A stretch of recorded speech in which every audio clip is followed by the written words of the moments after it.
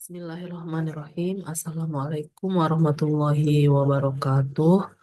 Pada pertemuan kali ini, kita akan membahas regresi logistik.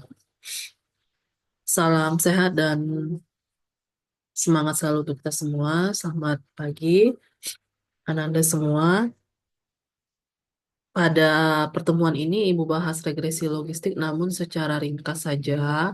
Dan untuk lebih lanjutnya, Ananda silahkan tugas baca dan browsing di Google ya, atau di Google Scholar, atau di Mendeley tentang sumber-sumber terkait regresi logistik ini. Mana tahu nanti ketika di tempat magang, permasalahan yang Anda temukan itu diselesaikan dengan regresi logistik. Dan bisa jadi ini sudah ada Anda pelajari di mata kuliah analisis regresi.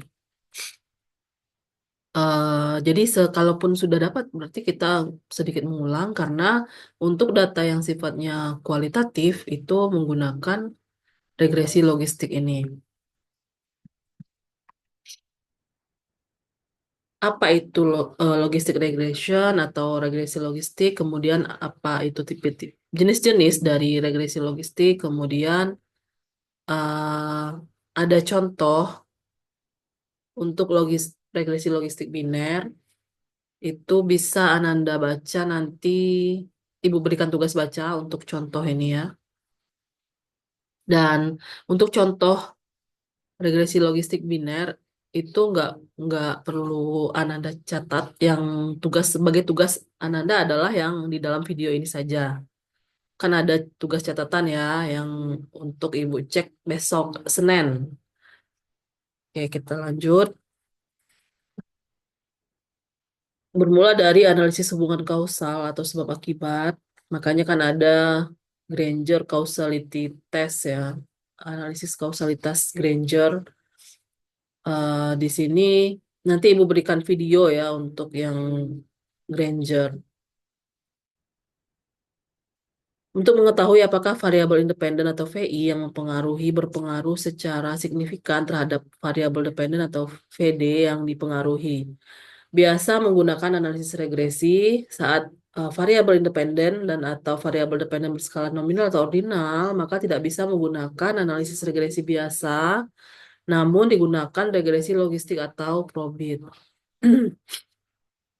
Logit atau probit. Nah, logistik didasarkan pada kondisi di mana variabel tak bebasnya bersifat kualitatif menggunakan fungsi logit atau logit ya. Karena log itu tadinya kan asal katanya ya. Dan probit didasarkan pada kondisi di mana variabel tak bebasnya bersifat kuantitatif menggunakan distribusi kumulatif normal probabilitas sukses. Dalam prakteknya, kedua model seringkali memberikan hasil yang sama atau mirip, dan logit itu lebih mudah diinterpretasikan.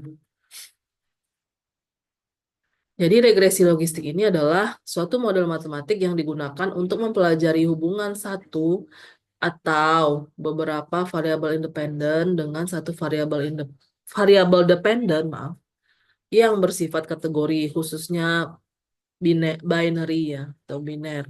Dan variabel binary adalah variabel yang hanya memiliki dua nilai, misalnya daerah maju, daerah tertinggal atau berkembang, berhasil atau tidak berhasil, dan lain sebagainya. Kemudian variabel independen atau prediktor sebaiknya kategorik agar mudah untuk menginterpretasikan hasil analisisnya. Walau demikian, dapat pula variabel dengan skala interval atau rasio. Regresi logistik ini ada dua, yaitu regresi logistik sederhana untuk mempelajari hubungan antara satu variabel prediktor dengan satu variabel dependen dikotomus. Sedangkan regresi logistik ganda itu yang kedua, atau multiple regression logistik untuk mempelajari hubungan antara beberapa variabel prediktor atau independen dengan satu variabel dependen dikotomus. Adapun contoh penelitian dengan model logit atau probit ini, yang pertama penelitian untuk mengetahui faktor-faktor yang mempengaruhi apakah seorang kandidat akan memenangkan pemilu atau tidak. Dan dalam kasus ini maka hasilnya adalah menang atau kalah. Beberapa faktor yang diduga berpengaruh adalah besarnya uang yang dikeluarkan dalam kampanye, lamanya waktu berkampanye negatif, dan apakah kandidat memiliki jabatan atau tidak. Kemudian, contoh kedua, penelitian untuk mengetahui apakah latihan eh, OR atau olahraga, usia, dan jenis kelamin berpengaruh terhadap seseorang akan terkena serangan jantung atau tidak. Selanjutnya, seorang mahasiswa ingin mengetahui faktor-faktor yang mempengaruhi seseorang memutuskan untuk menjadi TKI atau TKW atau tidak. TKI lah ya umumnya. Kemudian variabel independennya jenis kelamin, status pernikahan, tingkat pendidikan, pendapatan keluarga, dan seterusnya. Contoh berikutnya adalah beberapa siswa SMA berkeinginan untuk melanjutkan kuliah. Dalam berkas lamarannya, mereka memasukkan skor GRE ini dan GPA ya.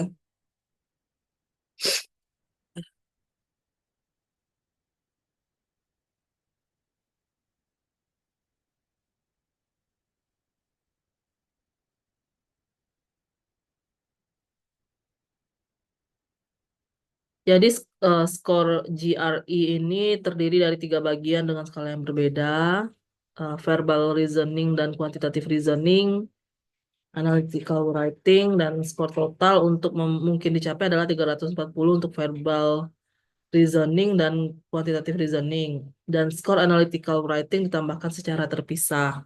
Dan untuk skor,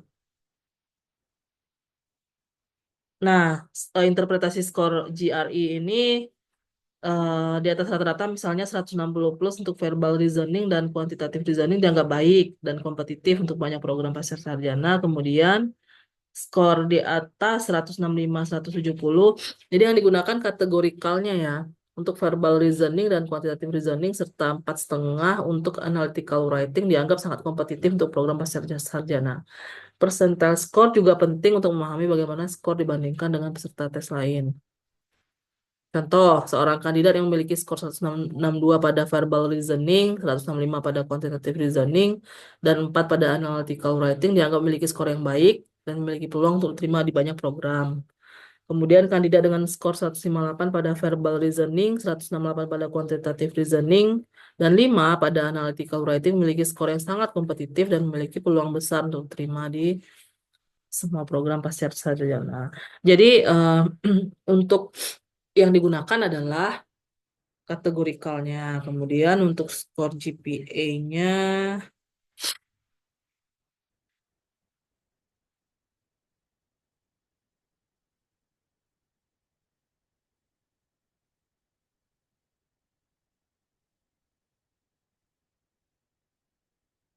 grade point average atau IPK, indeks prestasi kumulatif dalam bahasa Inggris, GPA.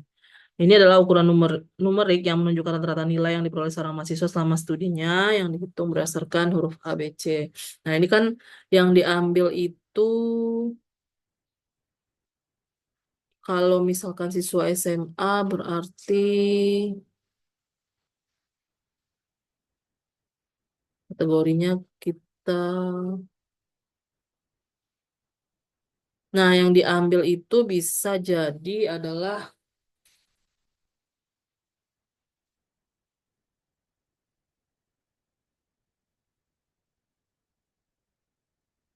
bisa langsung ke IPK-nya juga karena itu kan tidak terlalu besar ya nilainya rentangnya 1 sampai 4. Nah, di sini beberapa siswa berasal dari sekolah unggulan dan ada juga yang dari sekolah non-unggulan. Beberapa bulan setelah siswa mengirimkan aplikasi, siswa tersebut menerima dua macam amplop tebal atau tipis yang menandakan mereka diterima atau ditolak di perguruan tinggi yang bersangkutan. Oke, selanjutnya ini adalah formulasi untuk persamaan regresi logistik.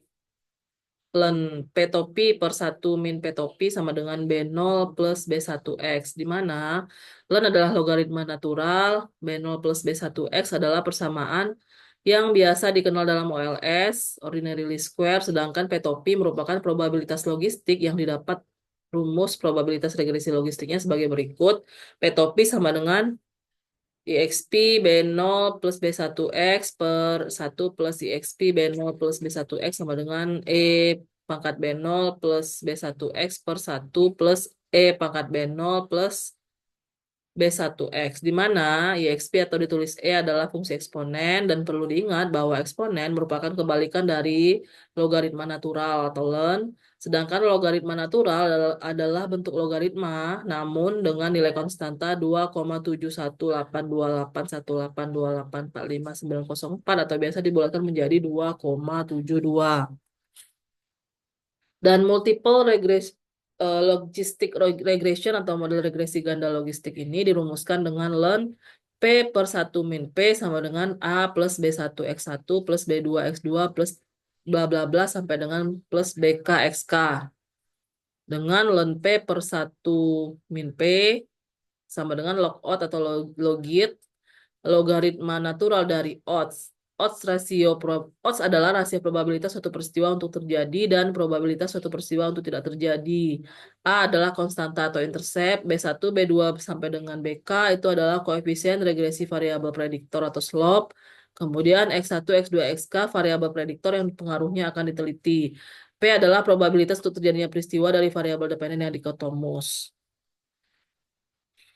Mungkin itu Ananda untuk formulasinya. Demikian saja untuk materi regresi logistik ini. Dilanjutkan nanti ada Ibu berikan tugas baca terkait regresi data panel. Karena sebenarnya ekonometrik ini banyak sekali jenisnya. Jadi Ibu upayakan tersampaikan semua oleh untuk Ananda. Untuk kemudian Ananda cari tahu lebih banyak lagi kalau memang ada minat Ananda untuk mempelajari bagian-bagian dari ekonometrik ini dan siapa tahu nanti di tempat magangnya ketemu. Jadi ketika Ananda menemukan permasalahan yang sesuai dengan yang sudah disampaikan tadi, Ananda bisa cari sumber lain yang lebih detail.